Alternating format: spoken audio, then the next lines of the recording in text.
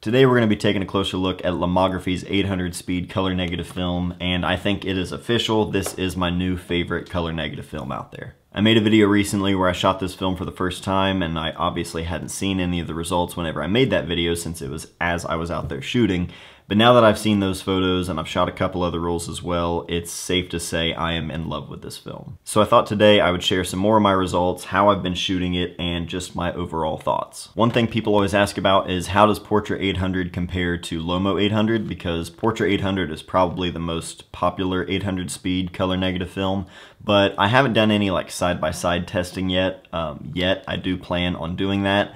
But I would say that Portra 800 might be a little bit finer grain than Lomo 800, but I don't think the grain on this is bad by any means. I actually kind of like it. It is a little bit more pronounced. It's a higher speed film. And for 120, you know, you are going to get less noticeable grain than you would with 35mm, and that is important to keep in mind. I've only shot this in 120. I haven't shot any in 35mm yet, so I can't really speak to that.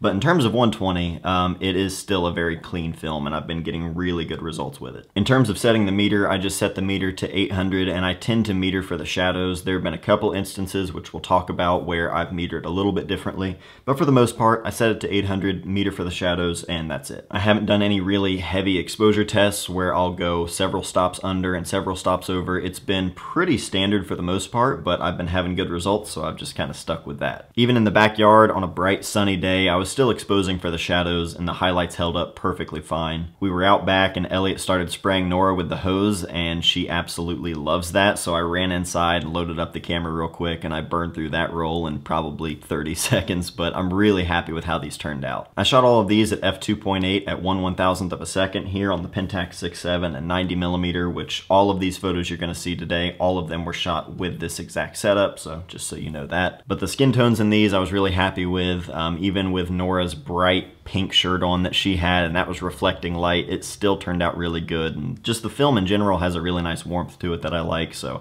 very, very happy with that, even for portraits. Another roll that I shot in probably 10 minutes was just on a quick little drive. There's like this little loop of back roads around our house, and I always love driving there and looking for photos. So one night the light was really, really nice during golden hour, and I just grabbed the camera and took off. I loaded up the Pentax with Lomo 800, and my Mamiya 6 had Delta 3200 in it, which was interesting seeing the same scene on two very different films, and obviously one being color and one being black and white, but that was just kind of fun just to see the difference of like similar scenes. But the Lomo 800 photos are definitely my favorite. These photos in particular are the ones that really made me fall in love with this film and solidify it as my new favorite film. The highlights held up really well, the color is great. I mean, it looks better in the photo than it did in person, which usually it's the other way around, but as soon as I got these scans back from the darkroom, I was just absolutely blown away by this film. In terms of metering, I metered for these a little bit different because with golden hour, it's a lot more harsh directional light, a lot more contrast there, and I wanted to make sure I was still getting good detail in the highlights. And while the film is held up great in broad daylight and everything, I really didn't want to lose any of that detail there. So I was okay if the shadows went a little bit darker, but as you can see from the results, they turned out really, really good all across the board, both shadows and highlights. So the way that I metered was I set my meter to 800, I took a reading for the shadows and a reading for the highlights, and then with those two readings, I tried to just average out and shoot right in the middle between the two, and that gave me great results. That's usually a pretty good way to meter for things in general anyway, because you're learning more about your scene and what the light is like in all different ranges, so that way you can be